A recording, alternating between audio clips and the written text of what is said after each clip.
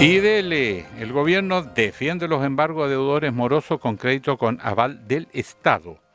Porque dice que la Tesorería General de la República tiene la facultad y la está Las ejerciendo. O sea, atribuciones, además claro. piensan que lo está haciendo estupendo. Y eso, sin embargo, ha generado críticas, primero porque hay resoluciones judiciales, lo comentábamos acá, que dice que no se puede embargar el salario. Y aquí le sacan todo. Y además uno hace el contraste, pues aquí sacan todo, pero decíamos las deudas previsionales, nadie le saca nada, quizá porque litigan con el Estado, puede ser, pero la sensación de que aquí a unos los apretan y a otros tienen Sí. mangancha y que el secreto bancario para uno es sagrado como la vida misma y para otro le meten la mano incluso en la cuenta y le sacan la plata. Bueno, esto tiene que ver con la ley, tiene que ver con un contexto político y también la situación socioeconómica de las familias, porque hay situaciones que uno puede decir, bueno, esta debería haber pagado. Yo me encontré con parlamentarios que no habían pagado. Sí, pues, sí, salieron en la prensa Salía como algunos. mucho. Sí.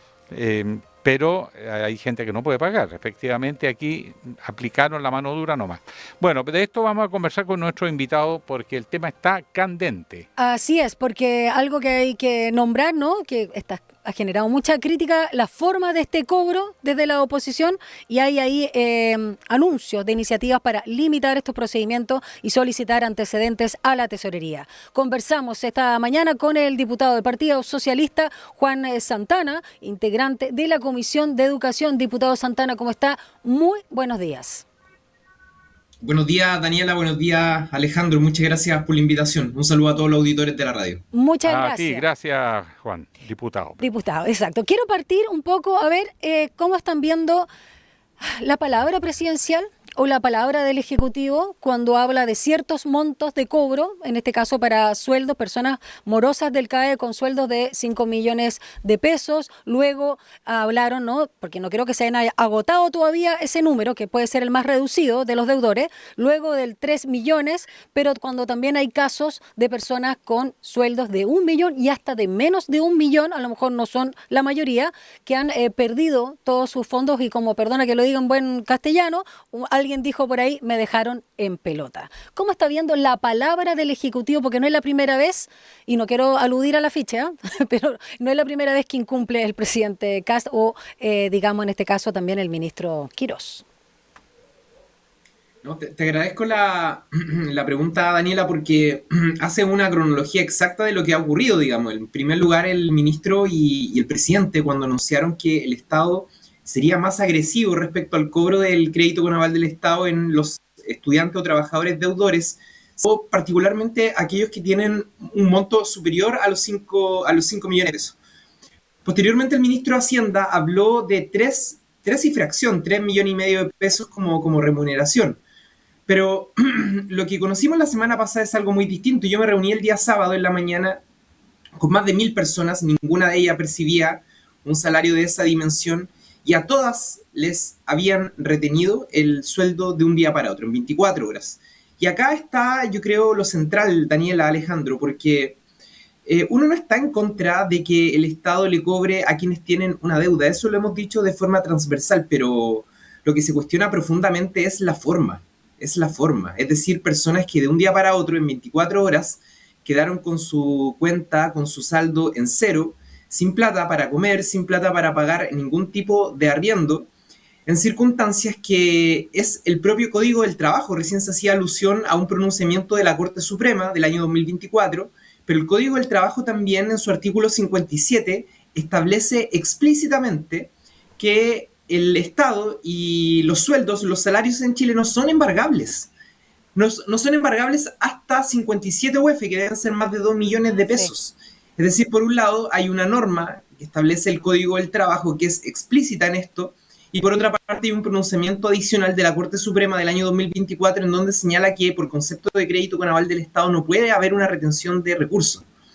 E inevitablemente a uno, esto, Alejandro, Daniela, se le viene a la memoria aquella frase que se utilizaba mucho durante el proceso convencional, el número 1, cuando decían con mi plata no.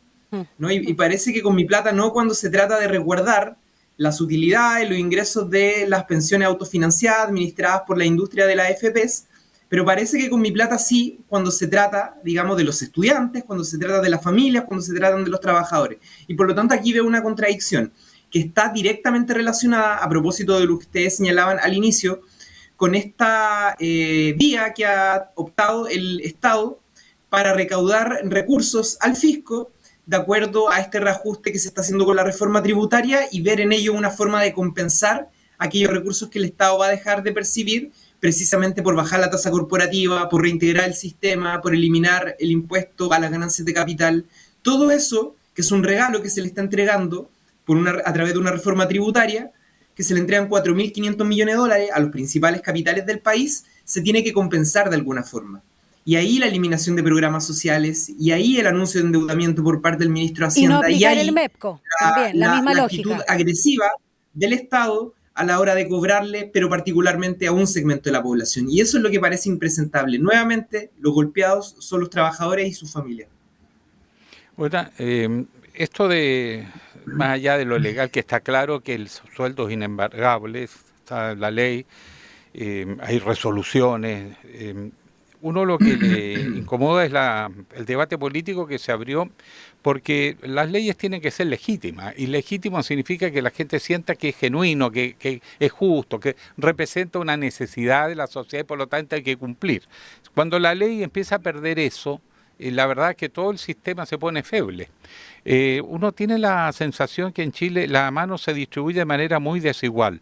¿Con qué celo se mete la mano en las cuentas bancarias de algunos, donde no existe el secreto, no existe la reserva, donde además le pueden sacar la plata, y otros que son poderosos y que nadie los toca, como por ejemplo cuando una empresa no le paga los derechos a los trabajadores, cuando no paga las indemnizaciones, cuando el trabajador va a los tribunales del trabajo y el tribunal del trabajo demora años, hasta que terminan desistiendo los trabajadores porque les sale más caro el abogado que hasta el beneficio final.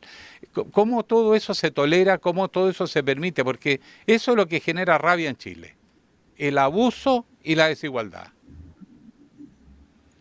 Incluso, Alejandro, para seguir con tu línea argumentativa, ejemplificando estos casos, yo podría señalar que según información que entregó el Servicio de Impuesto Interno, entre el año 2018 y 2020, el porcentaje por concepto de no pago de impuesto a la empresa en Chile bordea el 50%. Estas son cifras entregadas por el Servicio de Impuesto Interno.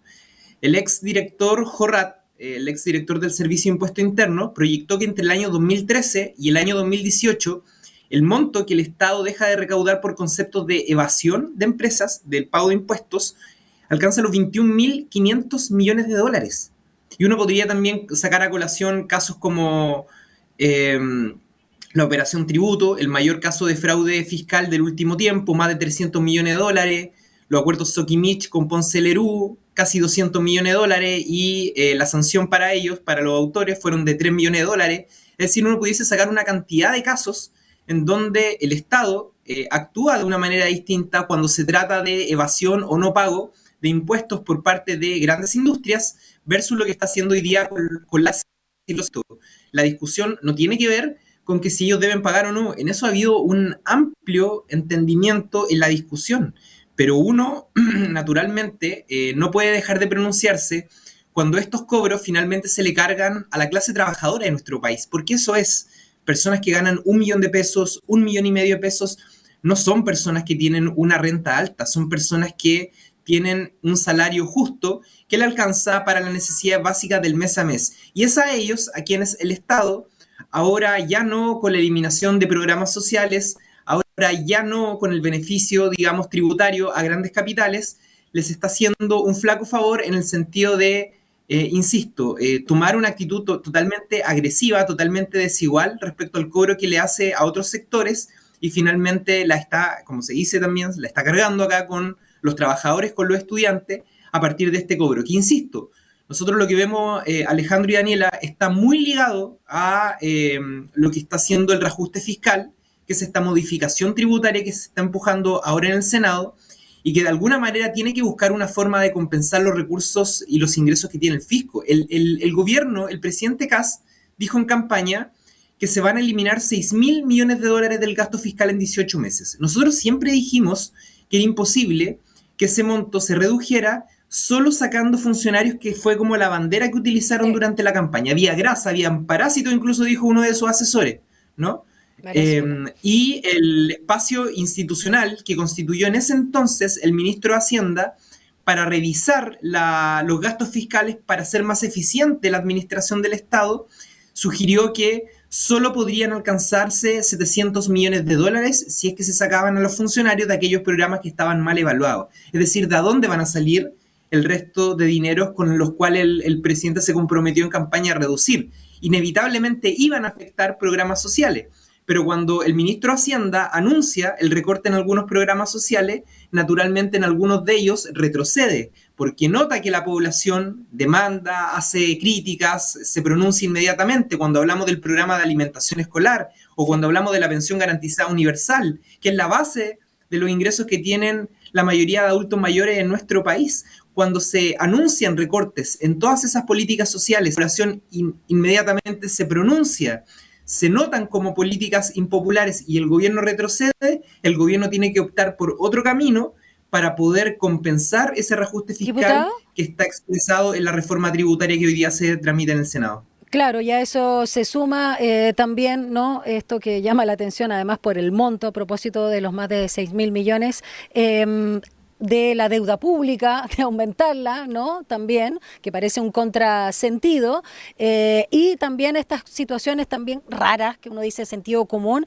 de que el Servicio de Impuestos Internos cobre impuestos a las plataformas de apuestas online, que son del todo ilegales, para sumar no solo al 3% casi transversal, excepto en salud, que es un poco menos, y en cultura, que es muchísimo más, de justamente los gastos de nuestro de Estado y por supuesto todas las prestaciones, sumando también la iniciativa de achicar los ministerios.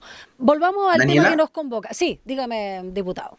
Y solo para no quisiera dejar pasar algo de lo que señalaste recién, porque efectivamente el día jueves, junto al diputado Luis Cuello y al diputado Boris Barrera, fuimos a la Contraloría General de la República, porque esta acción de la Tesorería General de la República, organismo cuya dependencia es del Ministerio de Hacienda, al igual que el Servicio de Impuestos Internos, se suma a esta presentación que hicimos contra el Servicio de Impuestos Internos, toda vez que la Corte Suprema nuevamente declaró ilícita la actividad de las apuestas online. Hoy día hay una polémica porque hay un proyecto de regulación que se encuentra en trámite en el Congreso Nacional. Hay una funcionaria de la SECPRES, el ministerio encargado de tramitar los proyectos, que cumplió el rol de lobista. También se le ofició al Ministerio Secretaría de Presidencia por parte de diputados y de senadores, y la Contraloría ofició inmediatamente a la SECPRES. Pero el día jueves ingresamos un recto porque no puede ser que el Servicio de Impuestos Internos, organismo, vuelvo a decirlo, del Estado, que está bajo la tutela del Ministerio de Hacienda, esté habilitando una plataforma para que estas empresas paguen IVA. Es decir, esto es una regulación encubierta. Mientras otro órgano del Estado, ahora del Poder Judicial, la Corte Suprema, señala que esta es una actividad ilícita. Entonces uno no puede, insisto, con tal de compensar este reajuste fiscal, incluso empezar a validar actividades que en Chile son ilícitas. Diputado, que están vinculadas al lavado de dinero, lo más grave de lo que está pasando con las casas de apuestas. O sea, el gobierno está tan necesitado de plata que empieza a regularizar el lavado de dinero. Voy a la pregunta que quedó pendiente a propósito de esto que yo comentaba, que usted quiso ampliar y detallar bien, diputado Santana. Para cerrar el tema del CAE, hay ya 6 afectados, al menos hasta el minuto, que han recurrido al TC justamente para que se declare inconstitucional la retención de sus bienes. Viene ahora los embargos también de no solo el patrimonio, digamos, de las cuentas bancarias, sino también de inmuebles. Comenzaron, de hecho, por el norte, así lo dijeron las autoridades.